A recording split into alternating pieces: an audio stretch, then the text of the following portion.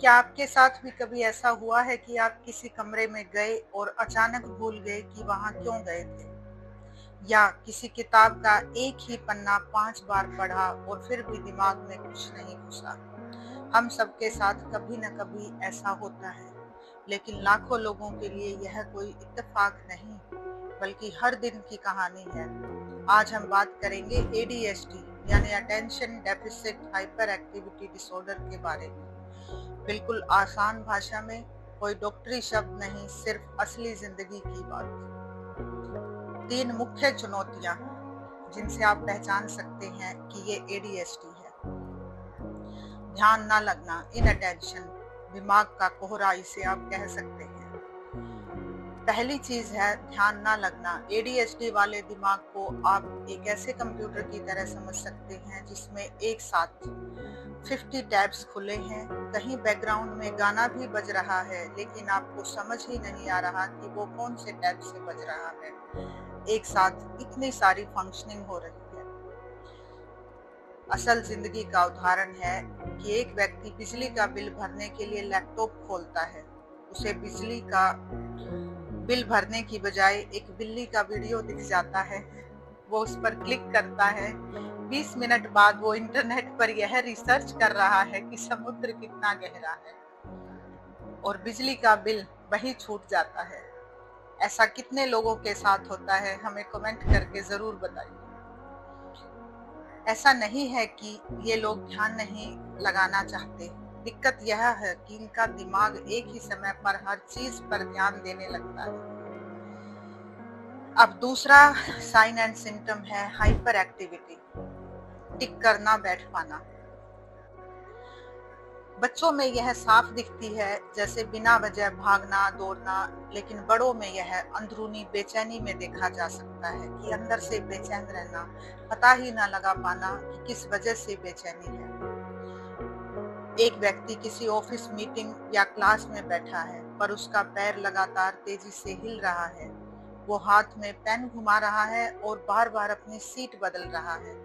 लोग सोच सकते हैं कि इसको कोई और परेशानी है, लेकिन ये भी हो सकता है कि वो एडीएचडी का शिकार हो।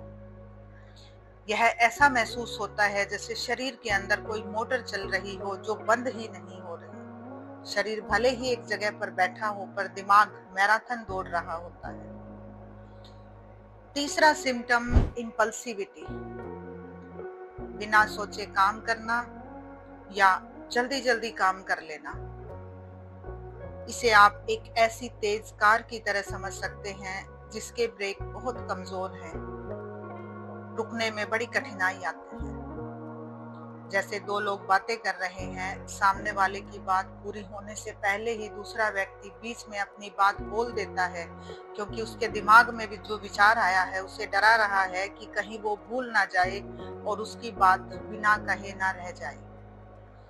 सामने वाले का सवाल खत्म होने से पहले जवाब दे देना, या बिना सोचे समझे ऑनलाइन शॉपिंग कर लेना बिना यूटिलिटी, यह सब भी इंपल्सिविटी का ही हिस्सा है। लेकिन इन लोगों की एक छुपी हुई ताकत भी होती है जिसे अक्सर लोग नोटिस नहीं करते। The super power, hyper focus. लेकिन कहानी में एक ट्विस्ट है। एडीएचडी का मतलब सिर्फ ध्यान भटकना ही नहीं। कभी कभी ये लोग इतना ज्यादा ध्यान लगा लेते हैं कि दुनिया भूल जाते हैं। इसे कहते हैं हाइपर फोकस। एक व्यक्ति पूरी तरह यूट्यूब वीडियो में गेम खेल रहा है या वीडियो गेम खेल रहा है, पेंटिंग कर रहा है या कोडिंग कर रहा है।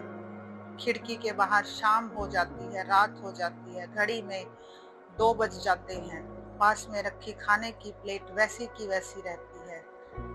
2 बजे लंच टाइम पे उसकी प्लेट उसको दी गई, लेकिन रात के 2 भी बज सकते हैं, कोई हैरानी की बात नहीं है। इतना हाइपर फोकस। जब इन्हें अपनी पसंद का कोई काम मिलता है तो ये घंटों उसमें खो जाते हैं। समय का पता ही नहीं चलता, भूख प्यास भूल जाते हैं। यह किसी सुपर पावर से कम थोड़े ही है। कमेंट करके बताएं किसके घर में ऐसे सुपर पावर वाले बच्चे या फिर एडल्ट हैं, क्योंकि एडीएचडी चाइल्डहुड और एडल्टहुड दोनों में हो सकता है। आखिर ये होता क्यों है? दिमाग का एक साधारण हिस्सा इतने टैब्स कैसे एक साथ खोल लेता है?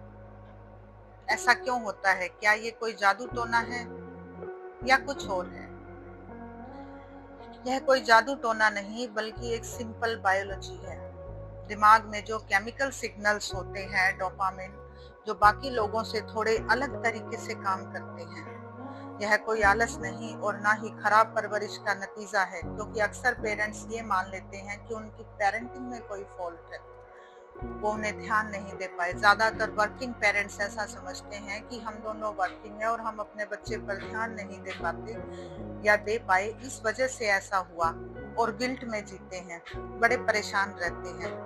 तो आप ये याद रखिए कि ये खराब पेरेंटिंग की वजह से नहीं है, ये एक न्यूरो डेवलपमेंटल डिसऑर्डर कह सकते हैं आप इसे, या एक कंडीशन कह सकते हैं। ये डिपेंड करता है कि कौन कौन से एरिया में उसे प्रॉब्लम आ रही है। आफ्टर टेस्टिंग हम इसका पता अच्छे से लगा सकते हैं। अच्छी बात यह है कि इसे आसानी से मैनेज किया जा सकता है। लोग टाइमर का इस्तेमाल करते हैं, बड़े कामों को छोटे टुकड़ों में बांटते हैं, एक्सरसाइज करते हैं या डॉक्टर की सलाह से दवाइयाँ लेते हैं, जिससे दिमाग के केमिकल बैलेंस हो सके। उसी तरह से ADHD बच्चों के साथ या एडल्ट्स के साथ जिन्हें अटेंशन डेफिसिट है या जिनका सिटिंग स्पैन कम है, जो बैठ नहीं पाते, उन्हें ये काम चंक्स में या टुकड़ों में या 10-10 मिनट के एक इंटरवल में दिया जा सकता है और उनके अटेंशन स्पैन को बढ़ाया जा सकता है।